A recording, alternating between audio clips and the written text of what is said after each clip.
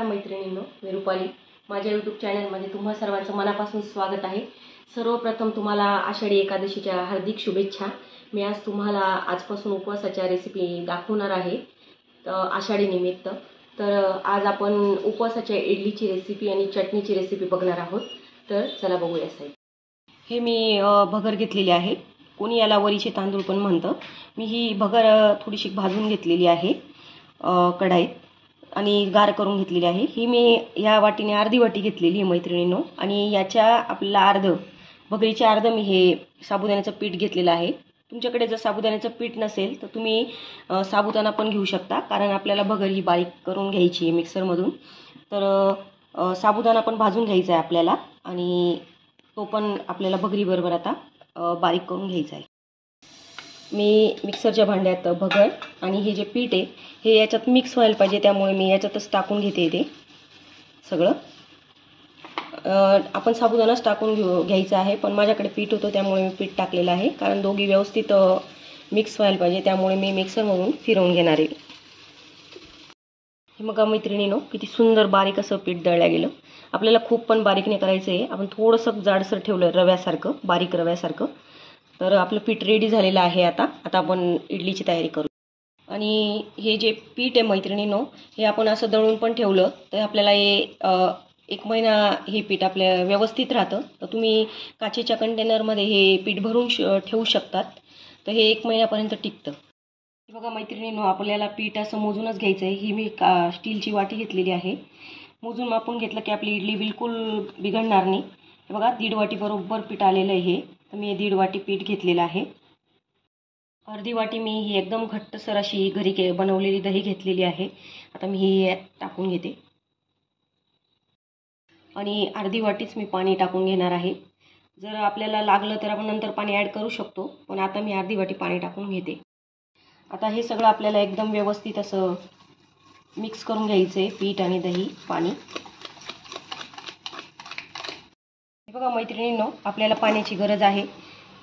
आपण इडली आपली नॉर्मल इडली करतो त्यासारखं तर हे पीठ भिजवावं नाही लागत, पण मी याच्यात अजून 1 वाटी पाणी घेतलेलं आहे. तर मी हे ॲड करून घेते आणि व्यवस्थित हलवून घेते. बघू शकता तुम्ही, आपल्याला हे पीठ आपलं घट्टसरच असतं, पण आपल्याला एकदम बी असं आपल्या जी साधी तांदळाची इडली असते त्याप्रमाणे नसतं हे पीठ, पण ह्या प्रकारे असं घट्ट हे असंच राहतं. व्यवस्थित मी फेटून घेते हे. तर मैत्रिणींनो, मी नंतर 2 वाट्या पाणी यात ॲड केलेलं आहे. हे बघा आपली पीठ या प्रकारे झालं पाहिजे. आता हे पीठ आहे आपल्याला 10 मिनिटासाठी बाजूला ठेवून द्यायचं आहे. आता मी झाकून बाजूला ठेवून देते 10 मिनिटं. आपण आता चटणीची तयारी करून घेऊया. मी हे शेंगदाणे घेतलेले आहे भाजून सण, खोबरं घेतलेलं आहे सुकं. तुमच्याकडे ओलं असेल तर ओलं पण वापरू शकतात तुम्ही. मिरच्या घेतलेल्या आहे 5-6. थोडी कोथिंबीर घेतलेली आहे. काही जण कोथिंबीर नाही खात उपवासाला, तर तुम्ही ही नाही टाकली तरी चालेल. आणि थोडंसं अद्रक घेतलेलं आहे. आपल्याला मिक्सरमधून आता शेंगदाणे, खोबरं, मिरच्या, अद्रक, कोथिंबीर हे सगळं आपल्याला मिक्सरमधून बारीक करून घ्यायचं आहे. हे असं अर्धवट मी मिक्सरमधून बारीक केलं की त्यात मी थोडंसं पाणी ॲड करणार आहे मैत्रिणींनो. आधीच पाणी नाही वापरायचं आपल्याला, कारण मग असं मिक्सरमधून व्यवस्थित हे बॅटर व्यवस्थित बारीक नाही होत, त्यामुळे अर्ध बारीक केलं की मग पाणी ओतायचं. बघा मैत्रिणींनो, एकदम मी बारीक वाटून घेतलेलं आहे. आपली चटणी रेडी झालेली आहे. चटणीमध्ये आपल्याला अजून मीठ ॲड करायचं आहे आणि तडका द्यायचा आहे मैत्रिणींनो. मी एका वाटीत चटणी काढून घेते. मी सेंधवा मीठ घेतलं आहे, ते टाकून घेते चटणीमध्ये. तडका पॅन ठेवला आहे. मी त्यात तेल टाकलेलं आहे 1 चमचा. तेल तापलेलं आहे, त्यात मी जिरं टाकून घेते. तुम्हाला जर जिरं चालत नसेल मैत्रिणींनो, तो तुम्ही जिरं टाकलं नाही तरी चालेल आणि चटणीला तडका दिला नाही तरी चालेल, पण मी तडका देऊन घेत आहे. जिरं छान तडतडलं की लगेच फोडणी.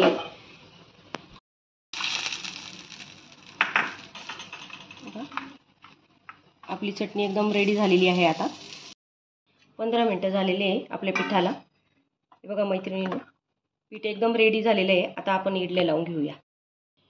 इडली पात्राला तेल लावून घेते मी.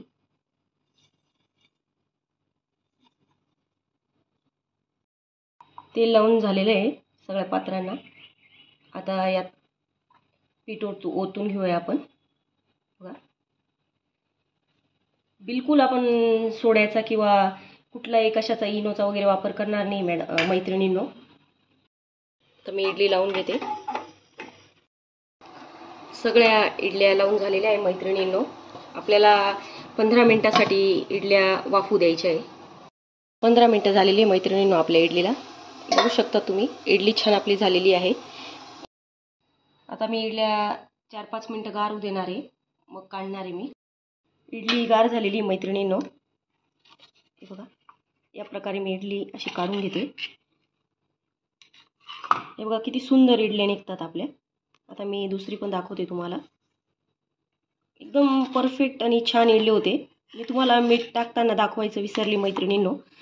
मीठ टाकायचं याच्यात ॲड करायचं होतं, तर मी टाकलं पण दाखवायला विसरली मी. तर आपल्याला या बॅटरमध्ये मीठ पण ॲड करायचं आहे. हे बघा किती सुंदर आपली इडली झालेली आहे आणि एकदम सॉफ्ट. हे बघू शकता तुम्ही.